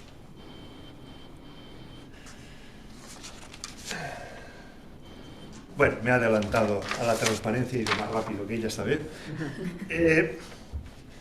Bien, recientemente pues tenemos algunos estudios de nuestra colega, la doctora Ditzel, que analizan la satisfacción con el vecindario en Israel y en Chile y sus efectos sobre el bienestar subjetivo. Y observaron en estos estudios que dicha satisfacción presenta un efecto mediador parcial entre diferentes variables relativas al vecindario y su bienestar subjetivo. Y ahí, curiosamente, volvemos a ver que hay distintas influencias según el contexto cultural, distintas influencias según si se está en Israel o en Chile, pero incluso en Israel, distintas influencias si se está en una comunidad árabe o judía. Los niños judíos mostraron puntuaciones significativamente más bajas que los árabes, sugiriendo que cada contexto sociocultural tiene relevancia sobre las percepciones relativas al vecindario. Eso en una variable, en otras variables fue al revés. La seguridad percibida, tanto en casa como en la escuela, como en el vecindario, también mostraba resultados distintos según la comunidad de pertinencia. Sin embargo, hay un denominador común: sentirse seguro y sentirse bien tratado por los adultos en estos mismos tres contextos muestran efectos significativamente positivos en el bienestar subjetivo infantil en todos los países. Finalmente vemos que el efecto directo de las percepciones de seguridad en casa y en la comunidad sobre la satisfacción con la vida y además hay un efecto indirecto a través de la satisfacción con el vecindario. Variables socioeconómicas. Este es un campo que ha generado ya muchísima literatura. ¿Cómo andamos de tiempo? Porque yo no puedo distraer. 7 minutos más. Perfecto. Bien, hay muchísima literatura publicada sobre el hecho de que los recursos materiales en un hogar tienen un efecto directo sobre el bienestar subjetivo. Los niños un caso hoy en día muy evidente es que durante la COVID, los niños que no tuvieron acceso a Internet, por la razón que sea, fueron muchísimo más infelices que los que tenían acceso a Internet. Y el acceso a Internet en muchos hogares es una cuestión estrictamente económica. Se puede pagar o no en ese hogar. Bien, sin embargo, curiosamente, estos datos que son claros a nivel microsocial, cuando estudiamos las poblaciones macrosocialmente y comparamos las respuestas de satisfacción con la vida, de felicidad, de satisfacción con determinados ámbitos de la vida de niños y niñas, nos encontramos con una sorpresa en relación a las respuestas de los adultos. Se sabe desde hace ya décadas que a nivel macrosocial los datos económicos correlacionan con la satisfacción vital de la población. Y en los países más ricos, en general, la mayor parte de la población, como media, es más feliz. Evidentemente, en todo país hay población más infeliz y población más feliz, pero la media poblacional es más alta en los países más ricos. Y hay una relación directa. Cuando empezamos a tener datos de poblaciones representativas de niños y niñas de muchos países, nos encontramos con la sorpresa que no hay ninguna relación. La relación es cero. Es decir, que los niños y niñas de un país sean felices o estén contentos con su vida no tiene nada que ver con la economía. Claro, si reflexionamos un poco, podríamos encontrar su lógica, es decir, los niños están más lejos, digamos, la familia les protege de la macroeconomía y en cambio lo importante es que tengan un espacio de juego con los amigos y eso a veces no está tan relacionado directamente con la economía, es decir, uno puede jugar en el campo más miserable y pasárselo muy bien, y seguro que todos tenemos recuerdos de infancia en que nos hemos pasado muy bien, no con juguetes de diseño, sino con un montón de arena y un poco de agua, y eso es baratísimo, digamos, lo encontramos de gratis en cualquier lugar. Bien, hemos ido dándole vueltas a este tema y voy a pasar rápido porque, como siempre, creo que los gráficos son lo que más ilustra rápidamente, al menos para los académicos, algunos resultados. Nosotros empezamos a sospechar que esto pasaba porque solo comparamos datos cognitivos del bienestar infantil y de la última oleada, la tercera oleada del Children's World, empezamos a calcular sabiendo que los instrumentos aún no son estrictamente comparables entre países, es decir, tenemos ahora buenos instrumentos cognitivos multi-ítem, pero como he dicho antes, es muy complicado traducir los afectos, las emociones, por tanto, no estamos tan seguros de la robustez de estos instrumentos afectivos. Pero bien, como tenemos aquí, vamos a ver si ahora el de Jaime sí funciona, fantástico, muchas gracias. Cuando utilizamos la Overall Life Satisfaction, que es un instrumento cognitivo, vemos que la regresión es plana. No hay ninguna relación, los puntos o los países, entre la satisfacción global con la vida y el Producto Nacional Bruto per cápita. Ninguna. Sin embargo, cuando cambiamos de indicador y calculamos un indicador de afectos positivos, sí que vemos que hay una relación significativa. Y resulta que tiene que ver con la economía. Cuando utilizamos, por ejemplo, los ingresos en dólares por adulto. Es otro indicador macroeconómico. De hecho, nos funcionan prácticamente todos los indicadores macroeconómicos de forma parecida. Es decir, los países más pobres están todos aquí y los países más ricos están todos aquí. Cuando utilizamos un índice de desigualdad social, como por ejemplo es el índice Gini, naturalmente la regresión cambia de sentido, pero volvemos a encontrar una relación significativa. Todos los países pobres están aquí, todos los países ricos no deben, perdón, al revés. Todos los países más pobres están por aquí, todos los países ricos están por aquí. Es al revés, claro. Esto es relacionando el índice Gini con un índice de afectos negativos. Y cuando correlacionamos los afectos negativos, o sea, la correlación entre los afectos negativos y la dimensión cognitiva con la renta per cápita, volvemos a encontrar que la relación es significativa. Esto se acaba de publicar ahora. Por tanto, invitación a replicar esto con otros datos en otros lugares, pero invitación de fondo. Debemos analizar los datos macrosociales de afectos de la población infantil, porque estos sí tienen relación con la macroeconomía. Por tanto, debemos buscar mejores instrumentos, debemos buscar perfeccionar estos instrumentos. Si no los tenemos comparables internacionalmente, de momento profundizar en el conocimiento dentro de cada país e intentar explicarnos por qué. Porque hay una relación macrosocial entre bienestar subjetivo y datos macroeconómicos, pero solo con la dimensión afectiva y no con la dimensión cognitiva. Es decir, algo protege cognitivamente a los niños de enterarse de qué pasa, y los niños se pueden adaptar y ser felices en los contextos más adversos de vida. Eso dice mucho de la adaptabilidad del ser humano. Todos somos capaces de adaptarnos a una situación miserable para sobrevivir, para tirar para adelante, no perder el optimismo, ¿no? Pero los niños parecen tener una capacidad excepcional de hacer esto, mucho mayor que la de los adultos. Bien, la cuestión de sexo y de género con bienestar subjetivo, yo creo que se refleja muy claramente en estas gráficas. Aquí tenemos el descenso, estos son datos longitudinales, son solo de Cataluña, pero hoy en día tenemos aún muy pocos datos longitudinales, lo cual es otra invitación a hacer tesis doctoral. Hay que recoger datos longitudinales, hay muy pocos estudios, muy pocas bases de datos.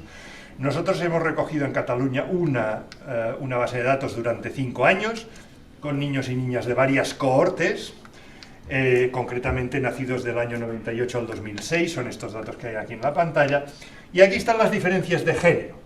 Los afectos positivos están arriba, naturalmente los afectos positivos son altos, y vemos como la pauta de descenso, claro, los más jóvenes, nacidos en el 2006, son los que están en la derecha, es decir, hay que leer de derecha a izquierda este gráfico, y vemos que con los años va bajando el bienestar subjetivo, pero que partiendo de valores superiores en las niñas, acaban en valores inferiores. Veamos, por ejemplo, solo el azul o el lila o cualquiera de ellos, y vemos que la tendencia es distinta. Pero donde se ve la diferencia brutal es en los afectos negativos. Suben con la edad los afectos negativos entre los chicos, pero vemos que entre las chicas se disparan en esa misma población. Estamos hablando de una muestra, en este caso eran de 1000 y pocos, creo que 1200 chicos y chicas, veo que aquí no figura el tamaño de la muestra, pero es una muestra relativamente grande para ser un estudio longitudinal.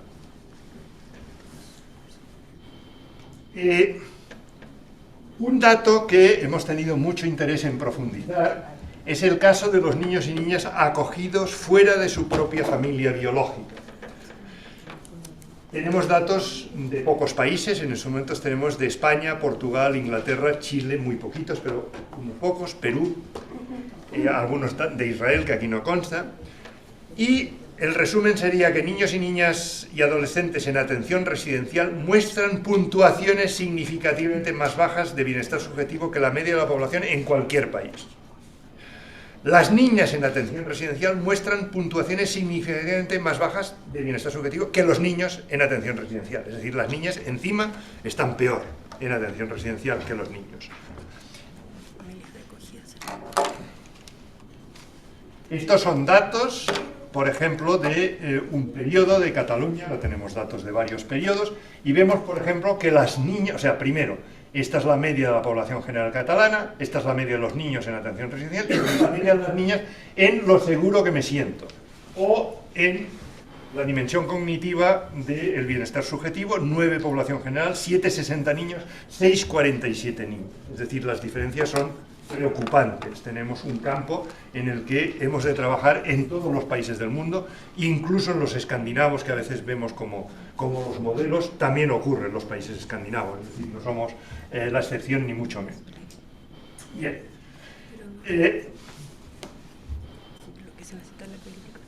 Hay otros grupos de población, y esto es uno de los grandes retos que hemos planteado en el Children's Walls, que tienen medias de bienestar subjetivo inferiores a la poblacional.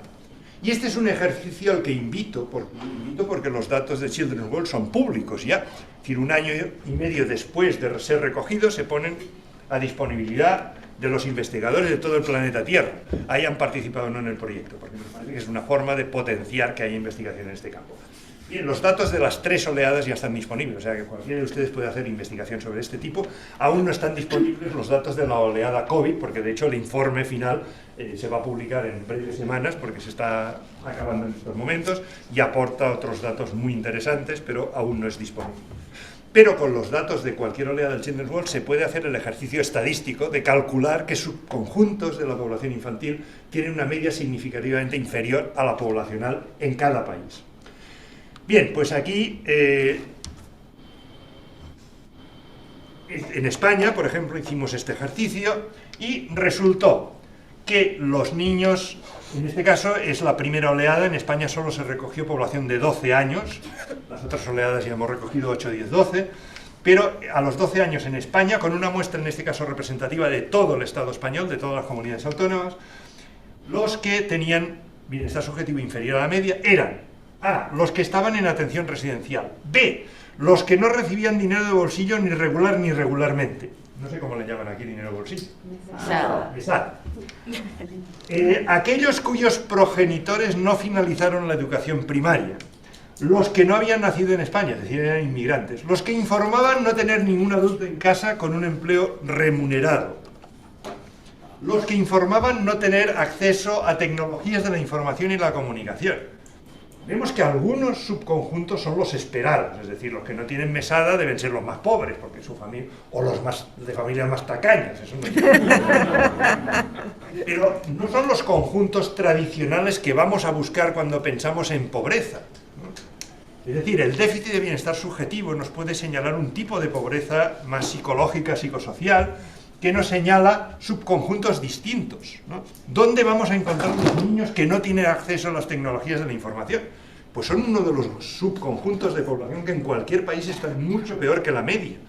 No todos, algunos son muy felices sin acceder a nuevas tecnologías, pero algunos, que ven que todos sus compañeros acceden y ellos no, son muy infelices.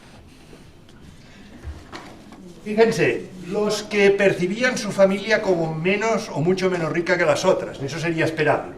Los que manifestaban no sentirse seguros principalmente en casa o en la escuela.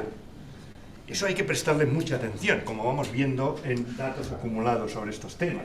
Los que decían no poder participar en decisiones que se tomaban en casa. Otro tema que nos plantea y nos pone sobre la mesa la Convención de Derechos del Niño, pero que tenemos muy poca investigación, que sabemos muy poco sobre el tema. Los que el último año habían cambiado de padres o adultos con los que convivían en casa. Este es un ejemplo, es el caso de España, pero necesitamos saber la lista de todos los países. Y es fácil de calcular, porque al menos de 35 países ahí, los datos están ahí. Y la interpretación la deben hacer, evidentemente, expertos de cada país. Yo tengo problemas por interpretar por qué en Indonesia, bueno, un dato curiosísimo que no sabemos cómo interpretar, por ejemplo, en Nepal, los niños a los que les pegan físicamente sus compañeros de clase son más felices que los que no les pegan.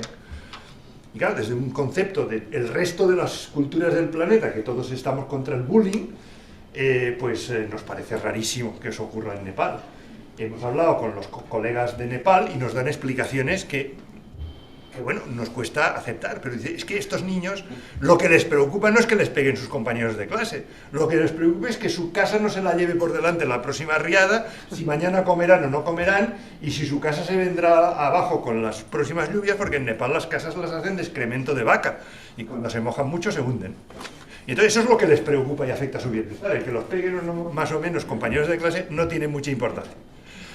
Bueno, pues nosotros pensamos que estos niños tienen el bienestar subjetivo más bajo que los otros y que están en riesgo, pero, claro, también hemos de comprender que hay cosas mucho más importantes antes de esto y que hay que abordarlo todo globalmente. Bien, vamos acabando. Pues bueno, quedaban aquí unos datos sobre bullying, muy rápidamente. Perdón, el lío de tener dos mandos. Tenemos ahora datos. Claro, esto es increíble, ¿no? No se puede leer. Tener tantos datos de 35 países sobre bullying físico, ¿no? Y esto nos permite, pues bueno, tener una visión de cuántos niños en cada país informan que nadie les pega, es lo que está en verde. Vemos que Corea es el país en donde los niños informan menos que alguien les pega. Indonesia, Nepal, Namibia, Sudáfrica son los que más. Por tanto, esto parece tener que ver con la situación de los países. Pero si pasamos al bullying verbal, en el último mes, te han insultado, era la pregunta, exactamente. Bueno, vemos que aquí las cosas cambian. Por ejemplo, en este caso, pues Bangladesh es el país en donde menos los niños se sienten insultados. Sí que están aquí Namibia, Sudáfrica e Indonesia, pero tenemos el Reino Unido, por ejemplo, en cuarto lugar por debajo. Es decir, que el ranking que habitualmente pensamos no es el mismo, ¿no? Chile está justo en medio de todo, por tanto, bueno, podéis quedar contentos. España, pues, no me acuerdo dónde estaba en esta. Pero quiero decir que esto está justo al lado de Chile, estamos a la par. Estos datos a veces nos proporcionan información que no es la habitual ni es la esperada. Finalmente, ¿cuántos niños? Esto se refiere al bullying emocional, cuántas veces te han dejado de lado, y una vez más pues tenemos un ranking de países pues curioso y que nos coloca, pues por ejemplo, a Noruega en medio, que Noruega siempre esperaríamos que esté arriba de todo. Nos coloca abajo de todo, pues una vez más, el Reino Unido, por ejemplo. En este caso Chile queda un poco más abajo, pero Alemania está igual que Chile. Por tanto, desde el punto de vista de los niños, tenemos visiones del mundo que son los mismos que teníamos con los adultos. Y bueno, simplemente concluir diciendo que esta investigación pues, está en sus primicias, somos un campo de investigación muy joven, no solo se están empezando estudios longitudinales, se están empezando cada vez más estudios cualitativos, hay ya una red internacional paralela de Children's World, coordinando acciones para recoger datos cualitativos de cuantos más países se pueda. También se está empezando a avanzar en la recogida de datos eudemónicos, del bienestar eudemónico, que es el bienestar que tiene más una concepción de la felicidad más relacionada con los objetivos de vida, con el sentido de la vida, no solo con la parte hedónica que es la felicidad, que es lo que tenemos muchos datos, pero como generalmente estas escalas recurren a preguntas muy abstractas, tenemos problemas para adaptarlas para la población joven. Por tanto, tenemos poca experiencia, tenemos algunos intentos, en el Children's World se utilizan 6 ítems, hay 4 ítems que nos han funcionado bastante bien interculturalmente y 2 que la verdad es que no funcionan para nada. Por tanto, ahí estamos, invitación para quien quiera también profundizar en este campo. Y para concluir, pues bueno, yo he intentado introducir unas pinceladas sobre cómo los datos recogidos, proporcionados por niños, recogidos de y proporcionados por niños y niñas, nos están ayudando a comprender el mundo infantil con perspectiva internacional. Por tanto, los primeros agradecidos somos los investigadores de que haya cientos de miles de niños que han respondido a estas encuestas en 35 países, en el caso de Children's World, y en otros países por PISA y por la encuesta de salud escolar. Y hemos recogido estos datos, insisto, porque los hemos reconocido como informantes clave y expertos en su propio bienestar subjetivo. Necesitamos más datos sistemáticos de estos, de más países, más muestras representativas, de más regiones de cada país, porque las diferencias internas de cada país a veces son mucho más importantes que las que hay entre países. Los profesionales en contacto con la infancia y los investigadores deberíamos ejercer más presión social para dar más prioridad a este tipo de recogida de datos. Ya he dicho que Sarkozy y Cameron ya decidieron que iban a recoger con presupuestos del Estado datos de población adulta. Datos de población infantil hay pocos países que estén recogiendo. En estos momentos, Corea del Sur, que vio como catastrófico su nivel de decrecimiento de bienestar escolar, ha puesto dinero del Estado para que se hagan más recogidas de datos, más representativas, más sistemáticas, más longitudinales, porque claro, Corea del Sur en el ranking PISA es de los países mejores en aprendizaje de matemáticas, pero resulta que en Children's World es el peor en satisfacción escolar de todo el mundo, y por tanto esto hería algún orgullo nacional. En Israel, también en el Instituto Nacional de Estadísticas, han empezado a recoger 4 o 5 variables de datos de población infantil. Estamos en absolutamente los absolutos inicios de este tipo de nueva preocupación, que es la preocupación por el bienestar, sobre todo subjetivo, de toda la población infantil de un país. Tenemos pendiente el reto si podemos hacer algo en este descenso de los 10 a los 16 años, que en algunos países es enorme. Y, para finalizar, les aseguro a todos ustedes que a los niños, niñas y adolescentes les encanta ser escuchados y que les pasemos encuestas sobre su felicidad.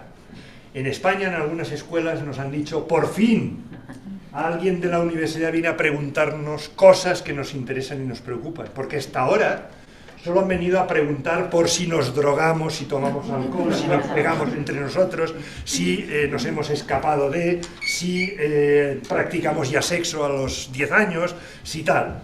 Y es que solo les interesan estas cosas de nuestra vida. Y por fin viene alguien que nos pregunta, ¿sois felices? ¿Estáis satisfechos con la escuela? Eso nos interesa. Y hay escuelas en las que han pedido más tiempo en las tutorías escolares para debatir estos temas de bienestar. Por tanto, desean seguir hablando de estos temas.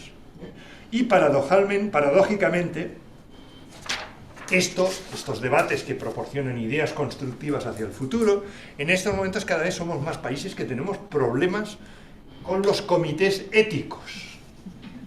Nosotros hemos defendido durante décadas el aumento del nivel de ética en la recogida de datos de la infancia, y ahora nos estamos encontrando que en la última recogida de datos de Children's World hay países que han tenido que demorar 6 meses su recogida de datos porque el comité de ética no se reunía, porque el comité de ética decidía que la metodología debía ser otra. Digo, oye, pero es un comité de ética, no de metodología. Es decir, es como que ha aumentado el poder de los comités de ética académicos y ahora se meten en cosas que antes no se metían y que consideramos que no les tocan.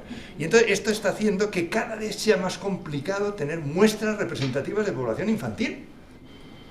Porque claro, en muchos países europeos los niños y niñas pueden ir a los 12 o a los 14 años al médico sin consentimiento paterno para informarse de lo que quieran.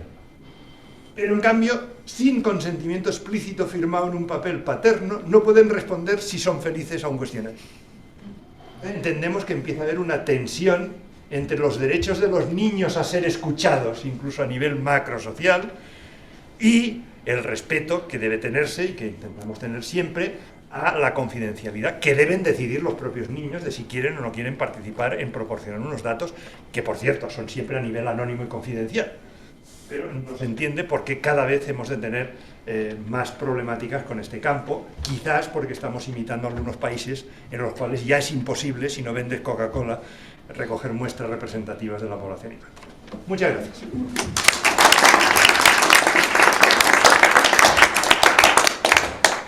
Muchas gracias. Bueno, ahora viene la ronda de preguntas, estamos un poco atrasados por la hora, así que vamos a tener muy pocos minutos y vamos a partir con las preguntas que nos han hecho por Zoom, porque hasta ahora son los que han estado presentes, un número muy importante de asistentes y que han hecho llegar algunas de sus preguntas. Así es que, doctor Casas, yo las voy a leer, porque no sé si va a alcanzar a responderlas todas, no son tantas tampoco las que tenemos aquí escritas, para que con eso podamos ir avanzando, y si nos queda un tiempito vamos a dar espacio también para que los que están acá presentes puedan presentar sus preguntas. Bueno, Alejandro Tsucame dice: ¿por qué solo se utilizan escalas de medición y no otras técnicas más poderosas para estudiar la subjetividad, como entrevistas, grupos de discusión, etcétera? Y algo dijo, pero igual se la leo. Natalia: ¿se han realizado estudios considerando población infantil de género no binario y o transgénero? Es una población con mucha invisibilidad y con muchas veces un bienestar subjetivo influido por factores muy distintos del resto de la población infantil. Paulina Fernández pregunta: si hubieran estudios específicos, ¿qué diferencias significativas han mostrado los estudios de bienestar subjetivo en grupos específicos? Por ejemplo, niños que están en programas de cuidado alternativos, niños con discapacidades, niños de pueblos originarios, etc. Pablo Aranguis plantea: quisiera saber si desde el proyecto tienen considerado incorporar variables relacionadas con la percepción de niños, niñas y adolescentes a los impactos de la crisis ecológica global, cambio climático, pérdida de biodiversidad, contaminación y otros. Seung Bang: hola, me gustaría preguntar sobre los grupos de niños y niñas que puntuaron bienestar subjetivo sobre las medias, es decir, sobre cómo los datos poblacionales indicarían variables que aumentarán el bienestar subjetivo en esta población. Karina: ¿puede comentar algún dato relevante sobre estudios que vinculen bienestar y la pandemia por COVID? ¿El sesgo de optimismo vital se da igual en las distintas culturas y entre edades y géneros? Cristina Menares: ¿cómo podríamos apoyar a recoger datos? ¿Dónde podemos contactarlos? Eso es. Wow. Son distintos tipos, pero preferí leerlas para que todos, además, los que nos están escuchando, nos están viendo, sepan que sus preguntas han llegado. Muy bien, muchas gracias. De hecho, tengo respuestas para todas las preguntas, porque no tengo tiempo para darlas en detalle. Pero gracias por estas preguntas, porque bueno, permiten hablar un poco más. Otras técnicas de recogida de datos. Bueno, evidentemente las hay. A ver, en el proyecto internacional Children's World hemos priorizado la encuesta porque no había encuestas en el planeta de varios países de 8 años, de 10 años y de 12 años. De 12 años es cuando empieza la encuesta de salud escolar, por tanto algún dato hay. Pero, y además de ninguna, o sea, no había por edades y, como he dicho antes, no había datos con instrumentos multi-ítem, porque, como he dicho, los instrumentos de ítem único pues nos permiten, bueno, comparabilidad, pero te quedas con muchas dudas, ¿no? Entonces, nosotros en este proyecto internacional hemos priorizado este tipo de recogida de datos para tener datos que podamos comparar entre países. Por tanto, esto nos permite, digamos, introducir en los medios de comunicación internacional unos ciertos debates que sabemos que ya generan las famosas lead tables del PNUD, de muchos organismos internacionales que hacen un ranking por países. Nosotros no nos creemos estos rankings porque está demostrado estadísticamente que las medias poblacionales no son comparables entre culturas, pero cierto que esto favorece los debates y eso no podemos negarlo, y por tanto, como hay mucha gente que le gusta debatir a partir de estas medias, pues genera un tipo de conciencia de que se investigue más donde parece que están peor. Se han recogido y hemos avanzado también estos años con otro tipo de recogidas de datos, sobre todo con grupos que nos gusta llamar de discusión, grupos focales que llaman en Norteamérica, pero que nosotros llamamos grupos de discusión cuando se da una condición curiosa, y es que reunimos a un grupo de niños y él o los adultos de la universidad que van a conducir este grupo dicen lo siguiente: mirad, os hemos reunido aquí porque en la universidad hemos recogido, por ejemplo, 16 modelos de cómo hacer una pregunta o de cómo recoger datos con una escala psicométrica que hemos encontrado solo en los países europeos. Y la verdad, no sabemos qué modelo es mejor para los niños y niñas de vuestra edad. No tenemos ni idea, porque nos hemos peleado y no nos ponemos de acuerdo. Por tanto, por favor, asesorarnos. ¿Qué modelo es el mejor? Y en la primera oleada del Children's World creímos a los niños y utilizamos el modelo que nos propusieron niños y niñas de 5 o 6 países. Hicimos estos grupos en varios países y con las propuestas que nos hicieron los niños, que consideraron que algunos de los modelos eran horribles y que los utilizaban personajes importantes, digamos, en el mundo de la investigación científica, digan, esto para niños no decir, tenía que hacer esto y esto. Lo creímos y estos modelos que propusieron los niños han funcionado bastante bien en casi todos los países. Tenemos algún país que tenemos pendiente, porque después tuvimos que hacer, en la segunda oleada, otra consulta en países con hablas no indoeuropeas, precisamente porque la traducción de algunas frases no es la misma en Nepal, no es la misma en determinadas etnias de África del Sur o de Colombia. Y fuimos allí a seguir hablando con los niños. Seguimos teniendo el tema de Nepal aún pendiente, pero en la mayoría de los otros países hemos mejorado mucho la comparabilidad de los datos y la robustez de los instrumentos. En la última oleada del Children's World hemos introducido la variable no binarios como respuesta optativa. No todos los países lo han aceptado, incluso en el cuestionario. Por ejemplo, los países musulmanes no aceptan eso y por tanto eso no puede estar en un cuestionario, pero tampoco puede estar en el cuestionario si los padres están divorciados o no, porque esto es pecado, por tanto no puede estar. Entonces hay una cierta optatividad que se da a cada país, pero cuando se han recogido estos datos, sin ninguna duda, los niños y niñas que han respondido no binarios tienen el bienestar subjetivo significativamente por debajo de la media de forma importantísima. Esto es un tema que va a salir en el informe COVID, precisamente. Curiosamente, también hay otro subconjunto que deberemos explorar más porque no comprendemos, que hay niños y niñas que han respondido no sé a algunas preguntas tan importantes como ¿ha estado tu escuela muchos días cerrada durante la pandemia? ¿O alguien de tu familia ha estado infectado por COVID? Y hay un porcentaje de niños de esas preguntas que responden no sé. Y sistemáticamente estos niños y niñas tienen el bienestar subjetivo por debajo de la media poblacional. Por tanto, tenemos otro reto de saber qué ha pasado y tenemos que hablarlo con los niños y niñas, porque nosotros no somos capaces de imaginar, bueno, imaginamos 22 posibilidades de lo que ha pasado, pero no sabemos cuál es la cierta.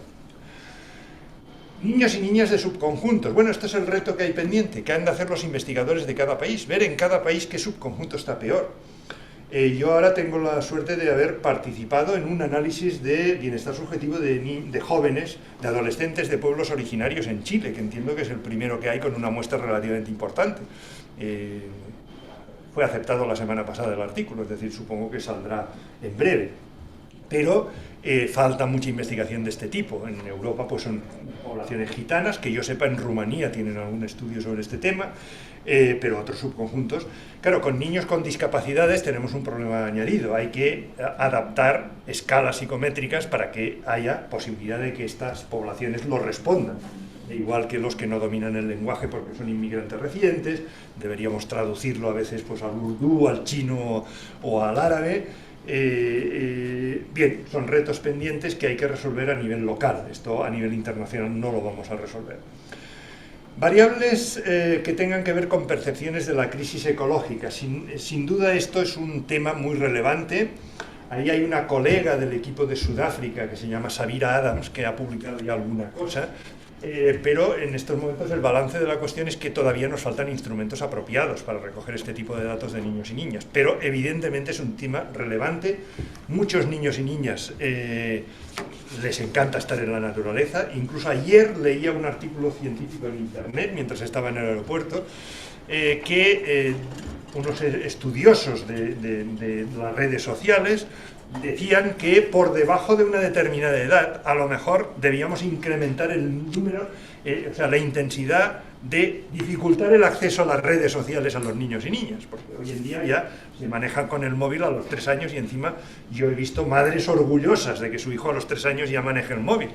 Y claro, la pregunta es, ¿por qué está usted orgullosa? A lo mejor eso es un problema grave, este niño va a ser un adicto, ¿no? Igual a determinados usos de las redes sociales, ¿no?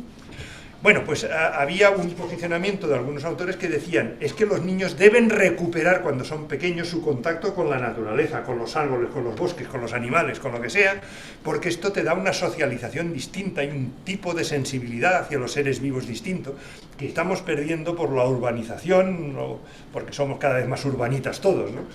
Y el contacto con la naturaleza es clave. Se han hecho estudios de los niños y niñas con puntuaciones superiores a la media. Bien, yo conozco de poblaciones adultas, de niños y niñas creo que no se han hecho. Otro reto para una tesis doctoral. Pero es que ahí tenemos un problema, y es que como su sesgo del optimismo vital es tan grande que en una escala de 0 a 10, en épocas normales, eso no ha ocurrido durante la pandemia, porque durante la pandemia se han alterado completamente las respuestas a estas escalas, pero antes de la pandemia, claro, en casi todos los países teníamos una sobreacumulación de respuestas 9 y 10 sobre 10. Y claro, eso te da poco margen de maniobra. Por ejemplo, el equipo de Girona sí hicimos un estudio longitudinal, cualitativo además, calculando la evolución del bienestar subjetivo y la felicidad de niños y niñas, diferenciándolos cualitativamente entre los que un año determinado tenían respuestas extremas superiores y el otro extremas inferiores, y viendo qué pasa un año después. Lo pongo como ejemplos, es decir, no son cosas muy focalizadas, no comportan grandes descubrimientos, pero sí confirman que la evolución es distinta en un año entre los niños que convienen puntuaciones muy altas de bienestar subjetivo y muy bajas. Durante la pandemia, como he dicho antes, tenemos datos en estos momentos de 20 países que van a ser publicados en breve por Children's World, y puedo decir que en absolutamente todos los países los niños y niñas eran más felices antes de la pandemia que durante la pandemia. O sea, esto no creo que sorprenda a nadie. Sobre el tema del optimismo vital, si hay diferencias culturales y de género, sin ninguna duda. Claro, hay aspectos además individuales, de personalidad, pero además hay aspectos colectivos. Por ejemplo, en Chile puedo decirles que el bienestar subjetivo de los adolescentes aymara es significativamente inferior a los mapuches. Y los mapuches están mucho más cerca de la media poblacional de adolescentes de Chile que otros pueblos originarios. Imagino que pueden profundizar ustedes en interpretaciones de estas respuestas, no hace falta, o sea, parece bastante evidente, ¿no?, que unos se sienten con más no sé, sentimiento de identidad colectiva que otros que se han sentido pues más marginados, entiendo, o dejados de lado. Evidentemente que hay que buscar maneras de apoyar estas recogidas de datos. Evidentemente todos en todos los países esperamos que los gobiernos lo apoyen, pero sin duda antes de que los gobiernos apoyen tenemos que recoger más datos para poner en la mesa y en la sociedad, no solo en la academia sino en la sociedad, pues debates que hacen falta para ver la importancia de incrementar el bienestar, si no de toda la población infantil, que eso es complicado, al menos sí de estos subconjuntos de población que están peor, y que a veces son, precisamente, en algunos países, como he dicho, Corea del Sur, son los que están más insatisfechos con la escuela, con sus resultados escolares, o porque han tenido que repetir curso, o porque están en atención residencial en un sistema de protección, o porque han tenido otros conflictos en su vida personal.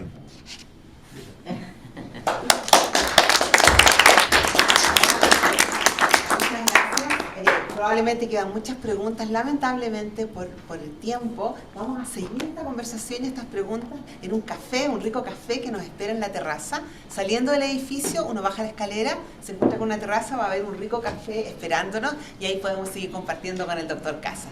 Muchas gracias, por esto hemos terminado este seminario.